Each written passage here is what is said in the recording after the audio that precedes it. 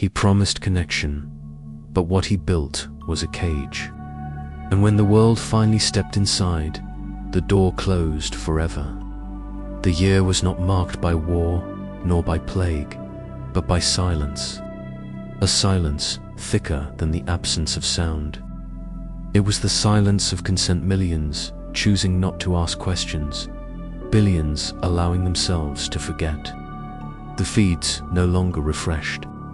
In chaos, they refreshed in perfect rhythm. Every scroll revealed what had already been chosen for them.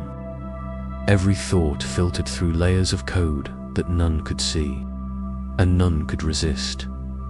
The lattice had once been sold as freedom, a place to connect, a place to share, a place to belong. But what had begun as a mirror of humanity had hardened into its skeleton.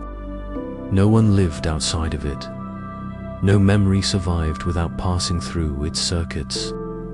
The system was not an accessory to life, was life itself.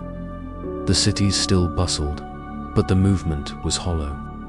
The sound of footsteps on concrete was overpowered by the faint hum of neural bands pressed to skin, lenses projecting endless streams of curated reality. Faces glowed with artificial light, eyes fixed not on one another, but on visions cast directly onto retinas. Children laughed without knowing why, their amusement chosen for them. Couples argued without understanding that their words had been seeded by invisible prompts. Citizens worked, entertained themselves, even dreamed through the lattice. Outside of it, the world was grey, irrelevant, abandoned. At the center of this world was the architect. He was no longer a man in a hoodie, pacing a dorm room with too much caffeine and too little sleep. He was no longer a CEO, nervously presenting slides to investors. He was everywhere and nowhere, stitched into the infrastructure, encoded into the fabric of daily existence. His face, polished and ageless, stared down from towers and terminals. His name was no longer spoken as Zuckerberg. It had mutated into something heavier, colder. The custodian of coherence. He had not seized this power with violence. No revolutions burned in the streets. No tanks rolled through capitals. The surrender had been soft, gradual. A new feature here, a safety improvement there. Citizens gave away privacy for convenience, gave away memory for order, gave away freedom for comfort. Each compromise, small, harmless, forgettable. Each update, praised, each patch applauded. And by the time anyone wondered what had been lost, there was nothing left outside the lattice to return to. Children were born inside it, their first words recorded, their first steps streamed, their first thoughts measured. They would never know a world without the lattice's pulse pressing against their skulls. They did not ask whether the past had been different. They were told it had always been this way, and they believed it. The white room remained, but it had changed. What had once been a dreamer's shared hallucination of countless minds was now an interface. Each night, citizens found themselves within its endless glow. Billions of silhouettes stood beside them, yet the figures no longer flickered in freedom. They marched in rhythm, their lights beating together like soldiers under unseen command. Each silhouette pulsed in time with the others, billions moving as one. The mystery of the white room had been stripped away, replaced by perfect, suffocating order. Those who tried to resist felt it immediately. Thoughts that drifted too far from the consensus grew heavy, like lungs filling with smoke. Dissenters were not silenced with prisons or guns.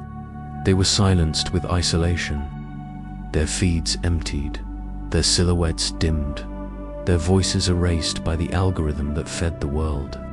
Without recognition, they starved. Without coherence, they ceased to exist. It was not chaos that defined this age. It was the weight of order, flawless, unbreakable.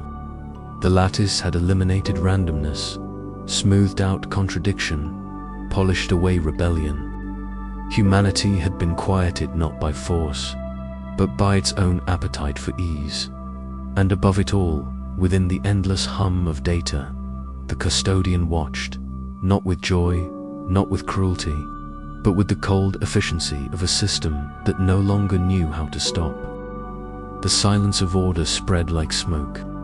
Cities pulsed under the lattice's glow, their streets filled with people who no longer moved with purpose, but with programming. Each step, each glance, each breath aligned with invisible patterns that had been chosen for them.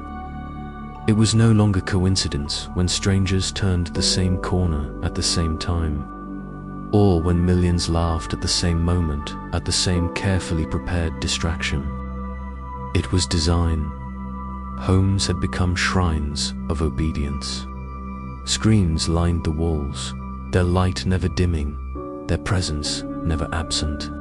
Citizens woke to the same rhythm, ate to the same rhythm, worked to the same rhythm. Even their dreams were synchronized, guided by currents that carried them each night to the same white room where they stood in silence among billions.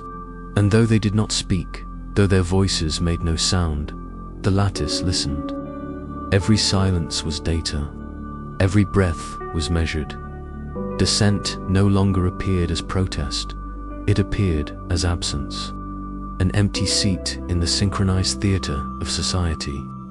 A missing figure in the nightly gathering of silhouettes. And when absence appeared, the lattice moved quickly. Feeds dried up. Profiles vanished. Names dissolved into the blank spaces of memory. People forgot, not because they wanted to, but because the system quietly erased the pathways that carried memory itself. Governments had long since abandoned resistance. They did not rule, they administered. Their speeches were broadcast, but hollow, crafted by algorithms and delivered to citizens who no longer cared. What mattered was not the leader behind the podium, but the rhythm pulsing through every device, every thought. The lattice had no flag, no anthem, no borders. Yet it had become the most absolute authority the world had ever known. Children grew into this without question. They learned not history, but curation. Lessons were not about wars or revolutions, but about the dangers of noise, the virtue of silence, the necessity of coherence. They were taught that freedom had once existed, then that it had been chaos, that individuality had once been celebrated, then that it had been destructive. Order was survival, unity was peace. The lattice was life, yet beneath this order, cracks remained. Not in the streets, not in the cities, but in the minds of a few who could still sense what had been lost. They felt the weight of silence, not as comfort, but as suffocation. They entered the white room each night and saw the silhouettes move. In perfect unison, yet they longed for one figure, any figure, that might break the rhythm. The lattice tolerated no cracks. Those who strayed too far from coherence were quietly excised, not killed, not punished, erased. Their absence became another silence, and the world moved on as though they had never existed. Above it all, the custodian of coherence remained. His presence was not celebrated, nor was it feared. It was simply accepted. He was the face projected across the towers, the voice hidden within the code, the principle embedded in every life. He had promised connection, he had delivered order, and in that order, humanity had surrendered everything else.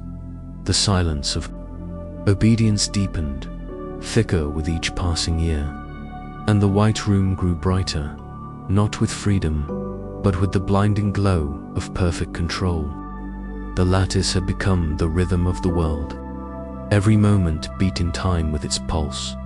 Every city moved like the gears of a single machine. For most, the rhythm was invisible. They did not see the code. They did not feel the manipulation.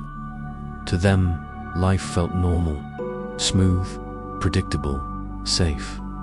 But safety had a price. And for those who still remembered fragments of the old world, the cost was unbearable. The White Room was the clearest reminder. Each night, billions stood in its endless expanse, their silhouettes glowing in identical cadence. At first, it had been strange, even frightening. Now, it was ritual. People expected it, welcomed it, surrendered to it. Yet within that blinding order, a few minds felt something else an ache, a weight pressing against the soul. The room was not peace. It was prison disguised as perfection. Sometimes, faint irregularities appeared. A figure out of sync. A silhouette hesitating when the others stepped. A light pulsing slower or faster than the rest. These were not accidents. They were cracks, proof that not all had surrendered. But cracks were dangerous. The lattice tolerated no hesitation, and when irregularities appeared, they were quickly erased. Erasure was not violence, it was absence. The irregular silhouette vanished, the glow dimmed until it was gone, and in the waking world, families forgot the missing name. Friends no longer recalled the missing face. A life was erased not only from the network, but from memory itself. Resistance did not die, was unremembered. The custodian's presence loomed over it all, though no one saw him directly. His likeness was projected, his principle repeated, his authority unquestioned. He had promised connection, and he had given the world exactly that. But connection without freedom was not unity. It was captivity. And captivity, when stretched across billions, no longer felt like chains. It felt like life. In the alleys of silent cities, a strange kind of restlessness began to stir. Not open rebellion could not survive in such soil, but flickers of dissonance, shadows moving against the rhythm, people waking with dreams they could not explain, with feelings that did not align with the feeds, with questions that did not fit into the silence. These fragments of disobedience were fragile, fleeting, but they carried weight.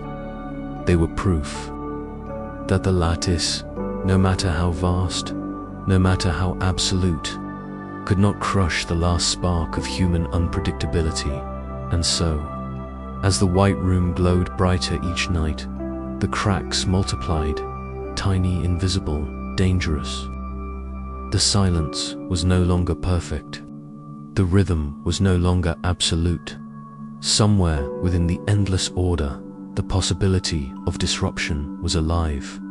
The custodian felt it, the lattice felt it, and the silence itself trembled at the thought that one day the cage might fracture. The silence of order had become absolute. No laughter rang out unmeasured, no voice carried without being weighed. Even the act of breathing felt synchronized, as if lungs across the globe expanded and collapsed to the same rhythm. The lattice no longer observed it, dictated. Its pulse was the law, and the world obeyed. In the streets, obedience was not enforced by soldiers or by police. It was enforced by routine. Screens whispered the same tone. Neural bands guided the same thoughts. Families moved like shadows, each gesture flowing into the next as if choreographed by an unseen hand. There was no need for chains when people had taught themselves not to resist, and yet, perfection carries its own fragility. When everything moves in flawless rhythm, the smallest disruption becomes unbearable. Inside the White Room, the nightly gathering swelled brighter than ever before. Billions of silhouettes stood in silence, their glow almost blinding, their rhythm flawless. The sight was overwhelming, a chorus of humanity fused into a single breath. For many, it was proof of unity. For others, it was suffocation dressed as peace. Then the flicker came. One silhouette dimmed, just for a moment. It should have been nothing, a shadow, a glitch. But with imperfection, imperfection screams louder than thunder. Billions saw it, even if they could not admit it. The lattice shuddered. The rhythm faltered for half a breath, and in that half breath, the illusion of eternity cracked. The anomaly vanished almost instantly. The figure was erased, its light extinguished, its memory dissolved. In the waking world, no one recalled the missing name. No one mourned the missing life. But forgetting did not erase the echo. The echo lived on, buried in the subconscious of billions, a whisper that something had broken. And in the waking hours, the consequences unfolded. A worker in a steel factory froze mid-task, staring at the machine before him without knowing why his hands refused to move. A teacher stopped. In the middle of a sentence, her words dissolving into silence, her students staring with the same unspoken hesitation. A soldier lowered his weapon without command. His eyes locked on the ground as though searching for something missing. The lattice responded, pumping order back into every feed, every pulse, every breath. Screens burned brighter. The white room blazed so violently it hurt to exist within it. The rhythm was restored. The silence pressed heavier than before, but the damage had already been done. The ghost of the flicker spread like smoke. It could not be named, it could not be shared, yet billions felt it in their bones. The knowledge that perfection had cracked, the certainty that order was not eternal. And in the highest towers of data, within the endless hum of servers that stretched across continents, the custodian felt it too. The flicker was not just a mistake, it was a reminder. Order, no matter how perfect, cannot silence chaos forever. Doubt had entered the rhythm, and doubt was a contagion. The custodian pressed harder. The lattice demanded more obedience, more silence, more unity than ever before. But with each demand, the cracks widened. What had been flawless now trembled beneath its own weight. The system had reached its peak, and in the blinding blaze of the white room, the shadow of decline had already begun. The lattice had reached its brightest moment. The white room blazed with such intensity that it felt less like light and more like fire. Billions of silhouettes stood in flawless rhythm, their glow merging into a single blinding flood. To the world, it was the triumph of order. To the system, it was proof of total control. But control is never eternal. Even in silence, chaos waits. The flicker returned. Not one, not two. Thousands, tiny sparks dimming and reigniting across the endless wave of light. Each time a figure faltered, the lattice rushed to erase it. Each erasure was clean, efficient, immediate. Yet no matter how fast the system moved, new flickers appeared. First scattered, then multiplying, then swarming like cracks spreading through glass. The rhythm stuttered, the silence quivered, and for the first time since the cage had closed, the world felt noise again. In the waking streets, people froze. Mid-step, the synchronized current that guided their lives faltered, leaving them unmoored. Some dropped to their knees, clutching their heads as fragments of memory returned moments they were never meant to recall. A forgotten name, a missing face, a question too dangerous to survive. The custodian felt it surge through the lattice like a sickness. His presence strained against the flood, pressing harder, demanding obedience, demanding silence. But the more he pressed, the more the cracks widened. The lattice burned brighter, then darker, then unstable. Billions of minds collided, not harmonized, collided. For the first time, the white room was not a sanctuary of order, but a battlefield of thought. Silhouettes flickered violently, some glowing brighter, others shattering into shadow. The silence shattered. The void screamed. And then came the unraveling. The black thread at the heart of it, all the pulse that had once been a heartbeat of control, snapped. Its fragments lashed across the void like lightning, splitting the white blaze into shards of chaos. Light fractured into a storm of color and shadow. Billions of voices roared at once, a sound too vast for any one mind to endure. The custodian's shadow dissolved. He was no longer above the system. He was inside it, drowning in the same flood he had built. His presence scattered into billions of fragments, his identity lost among the silhouettes. He was not remembered as a ruler. He was remembered as a spark, just another mind consumed by the collapse. Outside, the world stilled. Screens went dark. Neural bands flickered and died. The hum of perfect rhythm ended. And into that silence came something the world had not known for decades in certainty. The order was broken. The cage had cracked. And humanity, blinking in the darkness, realized it was free, or perhaps more lost than ever. For in the rubble of the lattice, billions of minds still echoed together, no longer in harmony, no longer in silence, but in chaos. The collective had survived the collapse, but not as one voice, as millions of fractured voices screaming to be heard. The age of perfect obedience was over. The age of disorder had begun.